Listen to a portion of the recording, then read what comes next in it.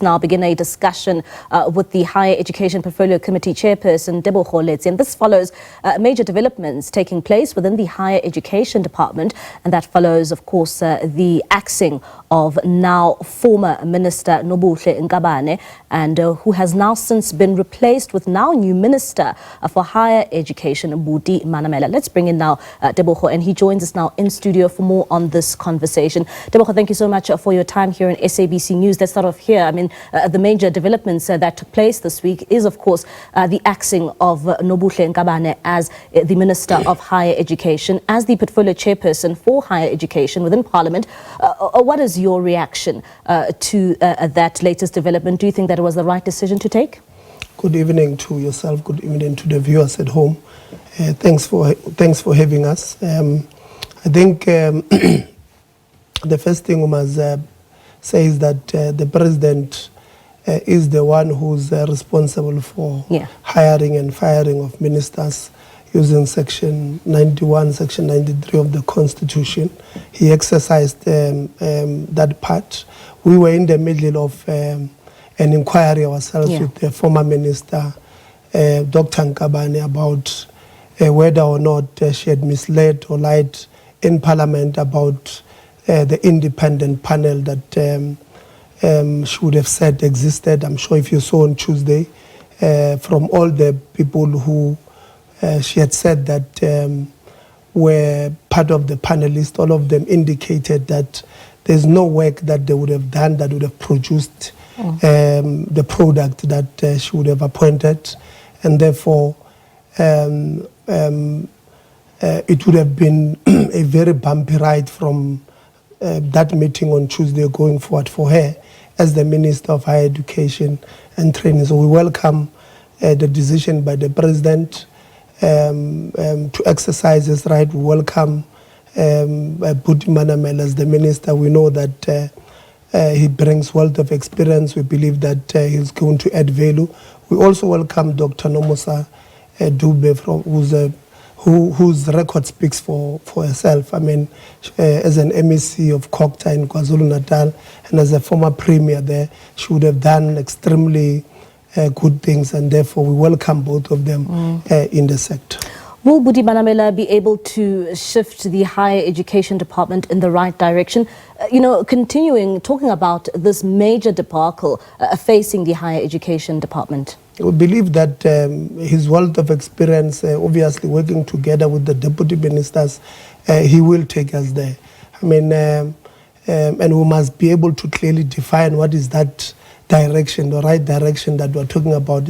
It will be the Setas that are stable, the Setas that are able to produce about 30,000 artisans so that they're able to support the engineers in this country. It will be the TVET colleges that are able to produce the right set of skills for our people. It will be CET colleges that are able to do a serious dent on our people in township who don't have matrics. We must get them to get their matrics so that they're able to access higher education and training. You'll know that Statistics South Africa would have released their results, unemployment stats in South Africa, and the biggest problem that we have are these ones who do not have matric because they are literally unemployable. So without doing a serious dent on the number of people who don't have matrics, who are sitting at home, who are not in education, who are not in any employment or training in South Africa, we will not be able to take these numbers down.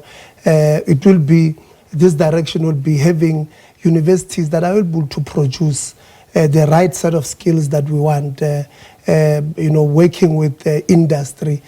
So those are the issues that would be saying to the new minister and deputy ministers that Minister Manamela, in order for you to get us into the right directions, these are the few things that you must get right. NSFAS that is able to distribute allowances on time, NSF that is able to train, skill, reskill and upskill our people, so that they can be able to contribute meaningfully in the economy of this country.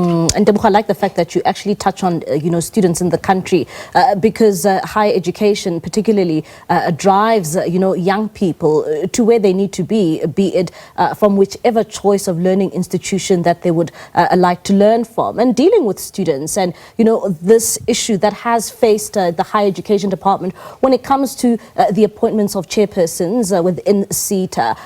Maybe let's also dissect that and talk about the implications thereof when it comes to students in the country. What impact did that have on the country's potential students? It's major. The first thing is that so we've not had accounting authorities of SETAs since the previous board expired on the 31st of March 2025. So from the 1st of April until now, we've not had accounting authorities in the SETAs. What does that mean?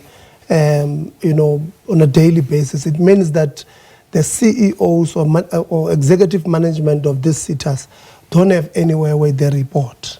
So the decisions that they are taking now, sometimes these SETAs will say, you can, as a CEO, you only have powers to take decisions that affects financially the organization from 0 rands to 10 rands, for an example.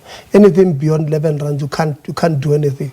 Now, we do have SETAs they play major roles differently. One, they do pay universities directly by giving bursaries to students. So it means if those bursaries are beyond what the CEO can sign, then those bursaries have not been paid. So it means these students of ours who are given bursaries by these SETAs do not have allowances, don't have book allowances. They wrote exams now without having allowances. The second one is training opportunities. SETAs do a lot of training opportunities in our townships.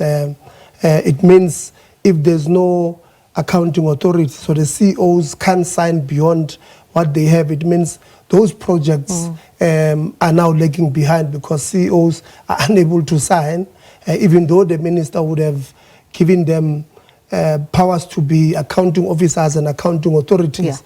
But we know that because literally what does that mean? It means these SETAs are now under administration, and we know with the volatile or toxic environment in the SETAs, those CEOs will not sign, and therefore the impact affects our people on the ground. All right, Tebogo, thank you so much for your time. That's Tebogo Letsie. He is the Higher Education Portfolio Committee Chairperson there, just giving us his insight in terms of the latest developments coming out from the Higher Education Department in the country.